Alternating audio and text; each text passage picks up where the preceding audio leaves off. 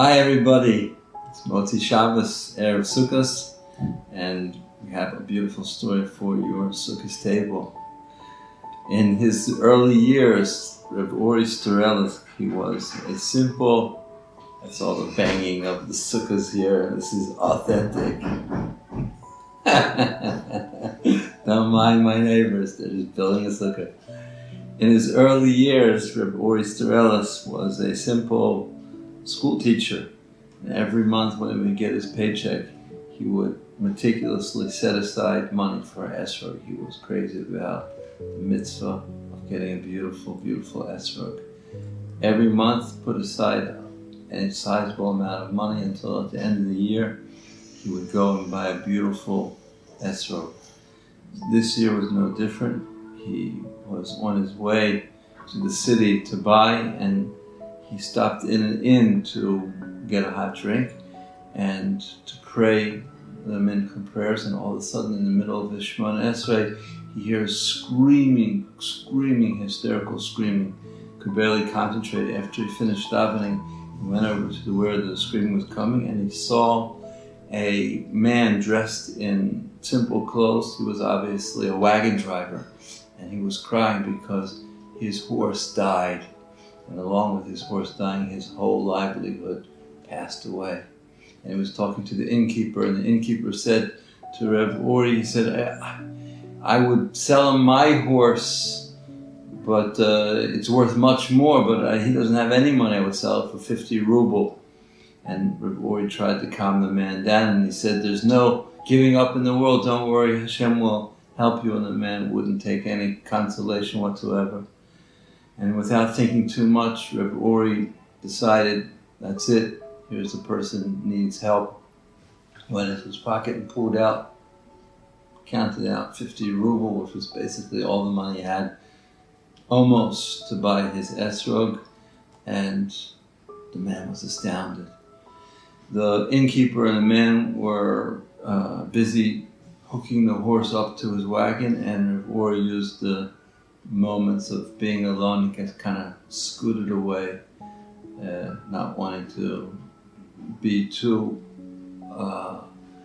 bask in the glory of his mitzvah. And when they came back and they found that Rabbi Ori wasn't there, so the wagon driver said for sure this person had to be none other than Eliyahu Navi, sent from heaven to save his situation.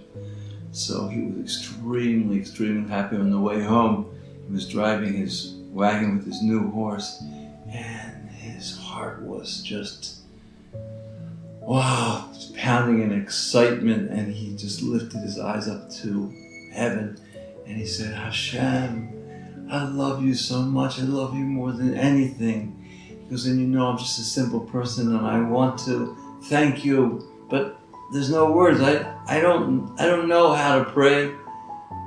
So he had this big whip that he decided he was going to give Hashem pleasure by whipping 3 times. Whop, whop, whop, and made his way home.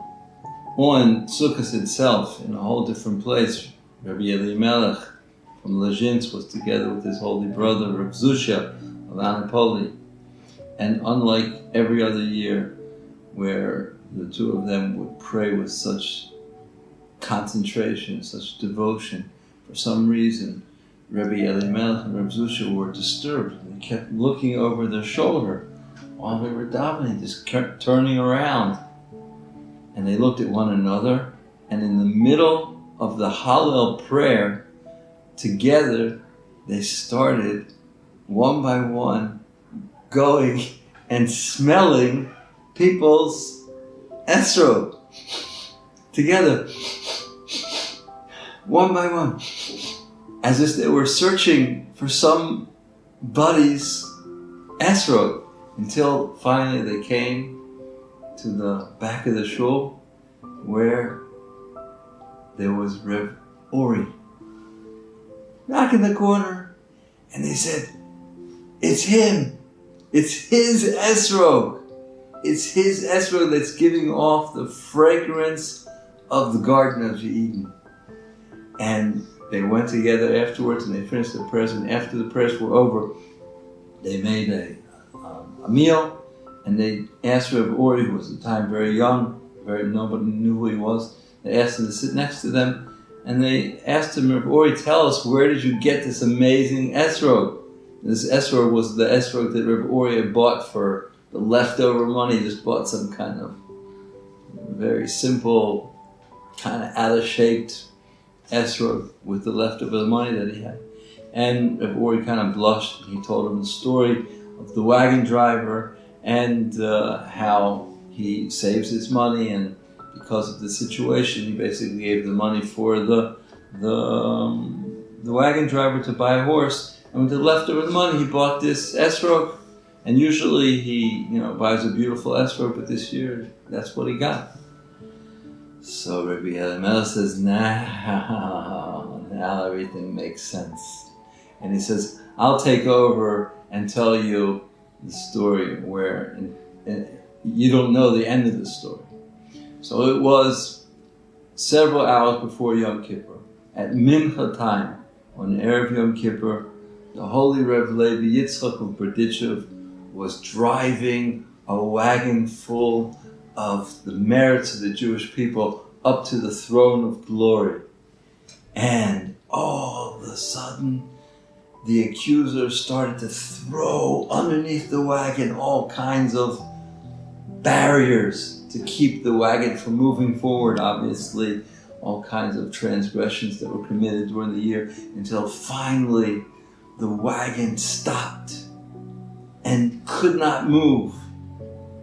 And Rav Levi Yitzchak didn't know what to do. And all of a sudden came Michael, the angel that's in charge of the merits of the Jewish people, and he attached to the wagon a horse with a wagon driver with a big whip.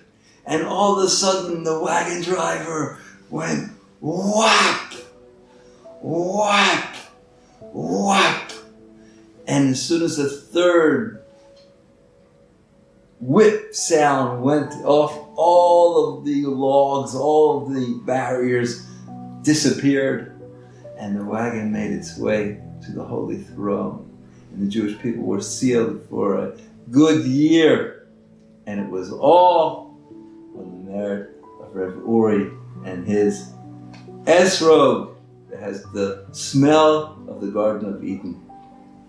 We never know, no one knows, when one good deed can change not only your year, but the year of the whole entire world. Thanks for joining us, and have a Chag Sameach, a wonderful Sukkah. Hey, did you like this video? Please click the subscription button and the bell icon so you'll get notified when we upload a new video.